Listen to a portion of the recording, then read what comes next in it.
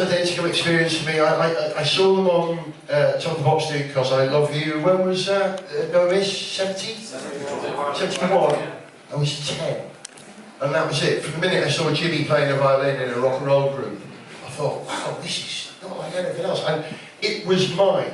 You know, my older brother had tried to get me into Pink Floyd when I was 9. Yeah, it was 9. Yeah, the only Pink Floyd track that worked for me when I was 9 was, what's it called? Furry animals got together in a cave, grooving with a pick. That one. You know that one? You see why that would work for a 9-year-old. But when Slade appeared, they were mine. Exactly. That was the appeal. But I'm still struggling to get over I was your 4th choice. So okay, we're my 5th. Paul, what was your first point of contact? Well, I started later because up until 1973, my main obsession was football. And in fact, the first record I ever taped off Top of the Pops was Back Home by the English Squad in 1970. And I didn't realise when my dad had got this industrial size reel-to-reel tape recorder out and pointed the microphone at it, and I didn't realise it picked up everything. And when we played it back, you can hear me going, Nobby, Bobby, Martin Peters, William Banks, and I'm commentating on the camera panning around to whoever's there. So up until about 11 or 12, I was really into football, and I was aware of Slade because my mate had got some records, but the first record was Come On Feel the Noise. Right. I'd heard Goodbye to Jane, I'd heard No More You're Crazy Now, but Come On Feel the Noise was the one that touched papers for me. Anyone here local, West Midlands, nearby? Yeah. Were you aware of Slade before they broke nationally? Did you go and see them locally? Yeah. Where? Aldridge, 1970. 1970? When they were dressed like this? Yeah. If you do a search on Google for Slade 1969, you'll find Jimmy Lee wearing exactly this. Right? They've all got tank tops on. Like that. So I'm honouring the history of early Slade this weekend. Right, respect to you. You know when you go to, not that I've ever been to, you know, Alcoholics Anonymous or anything like that, but the delegates in the room who go, who's been clean a year? Yeah, me. And it goes back like 50 years. You're like the winner, because you saw them right at the dawn of time, basically. Yeah. The Cretaceous period of Slade, I think it's called. January 1912, January 1970. Wow. We're in the round of applause, I think. I've got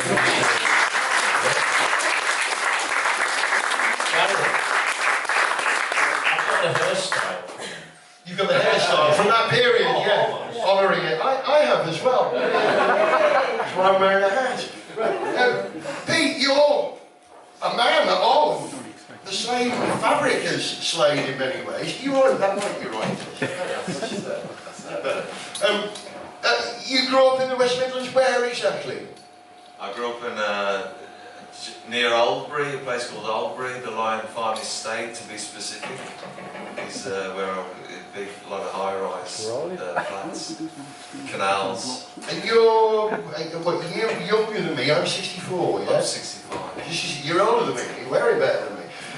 Do you remember being aware of Slade when you were growing up? Do you remember your first point of contact? Oh, absolutely. I just remember it was my first year at secondary school, and so I was 11. And Because I Love You had a massive effect on me. It was, it wasn't the happiest time of my life, really. Walking through the estate into another area to the secondary school that I went to, it was kind of picked on and bullied. It wasn't a happy time, but I remember hearing Because I Love You, and I was aware of Slade, and I felt proud that they were black country like I was. And something about the music just made me feel kind of brave. There were a few songs around that time, like Hold Your Head Up by Argent, and other ones. This was a period before I became, when I heard David Bowie, that made a massive effect on me, and a lifelong kind of admiration of Bowie. But Slade had a massive effect on me, mainly because it made me feel proud and brave. That's a funny way of expressing it, but it did. You know, I was a shy kid, and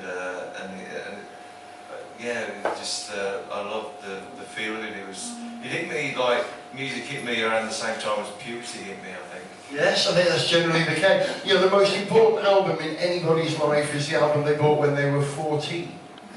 Because that's where you're at, the most vulnerable, you could say, the most you're carving out your own identity. It's my music, that feeling, right? So, whatever album you bought at 14, that's probably still one of your favourite albums of all time, right? I absolutely understand that. So, you formed Dexys with how many other people? Kevin Rowland, Al Archer, Andy Graucott, who are the others, forgive me? Well, at the start it was just me, Kevin Archer and Kevin Rowland, who's from Blakenhall, from Wolverhampton. And then we'd go and have a look at we knew that we wanted a brass section, so we used to go to the Midlands Arts Centre and watch the youth jazz orchestra and approach people afterwards, do you want to be in a band? And it started from there, really, you know. You say approach, it sounds like stalking. Kind of was. Dexys did operate as a kind of a guerrilla attack squad in many ways, genuinely. Yeah, we did really. We kept ourselves very separate from other bands, and yeah, it's a nice jazz orchestra you got here. Be a pity if anything happened to it.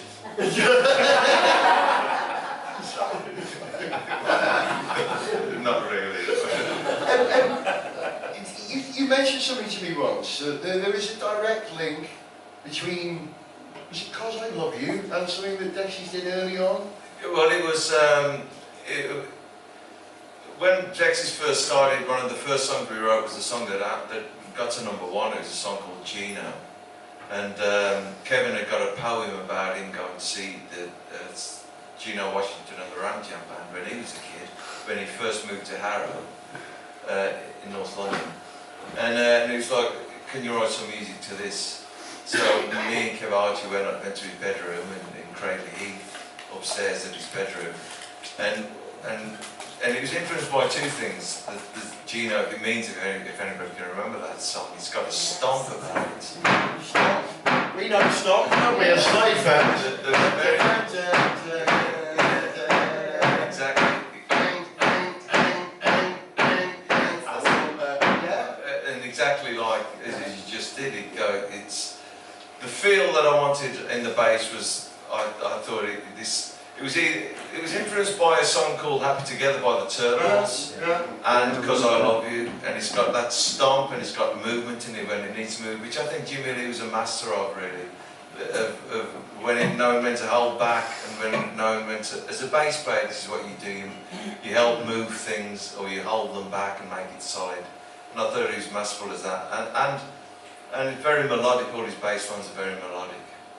If you search YouTube for early Dexys stuff, I say early up until, what year did you initially start the band? 81. 81 it was. Peter's the guy playing bass at the back, a lovely Rickenbacker, 4001 or was it 4003 stereo? You got me. One of the two. Lovely Rick bass. Wearing a white beanie hat. Yeah, you got me onto Margaret. That's where Dexys outfit came from, you're Auntie Margaret. That's right. The thing I liked about that, Pete, was he played a Rickenbacker. Now, Jimmy generally played a Gibson EB4, later on a John Birch guitar, but there are occasions where you see him playing a Rickenbacker. So anyone who plays a Rickenbacker is cool with me, as is Pete Williams round the floor.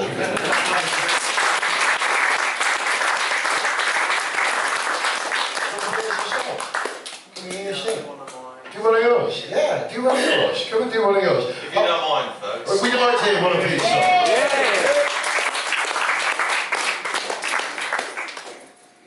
This song's about, oh thanks.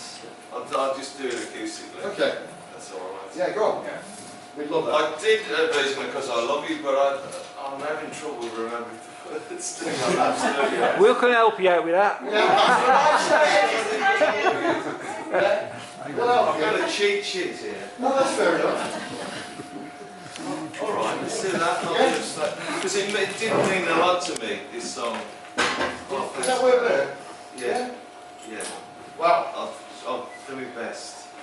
Bear with. I would laugh at you when you do, 'cause I love you. And turn my back on the things you like, 'cause I love you. I just like the things you do.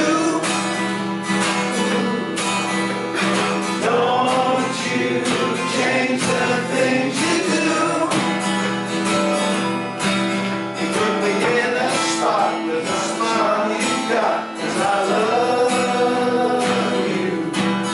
Make me out a cloud when you put me down, 'cause I love you. Everybody. I just like the things you do. Don't you change the things you do. I'll bite your lip and I'll flip my flip, 'cause I love you. Though we're miles apart, you still wish my heart. Yeah, I love you. I just like the things you do. Don't you change the things you do. La la la la la la, 'cause I love you. La la la la la la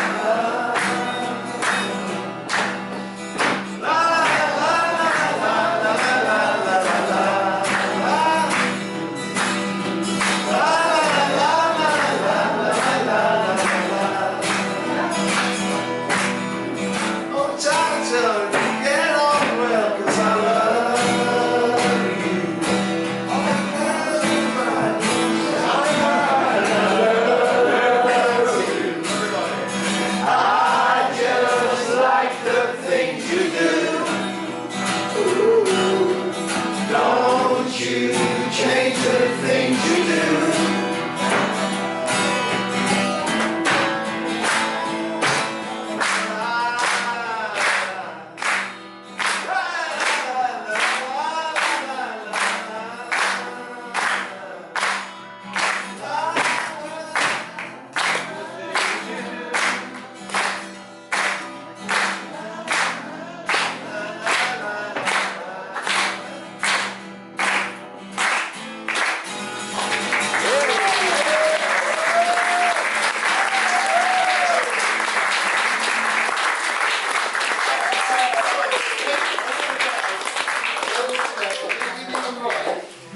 We're struggling to hear your voice over these noisy Slade fans.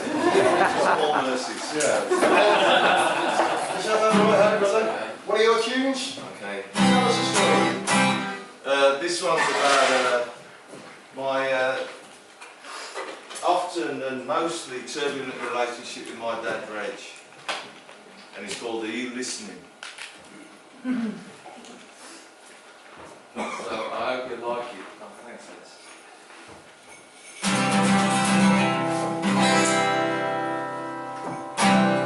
I took one look at Father,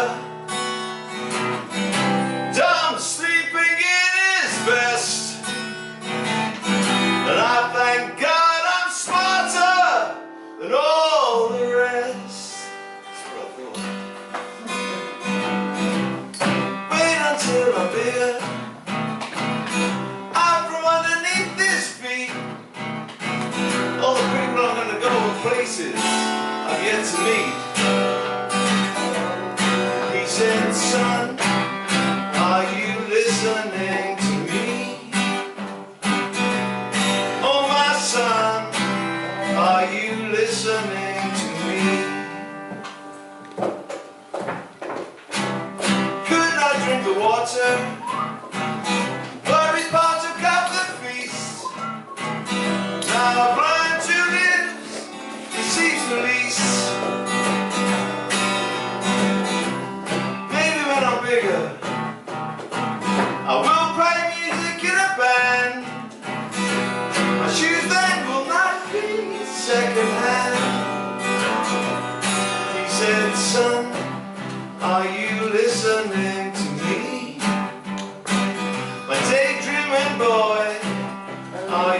listening to me. Get a job.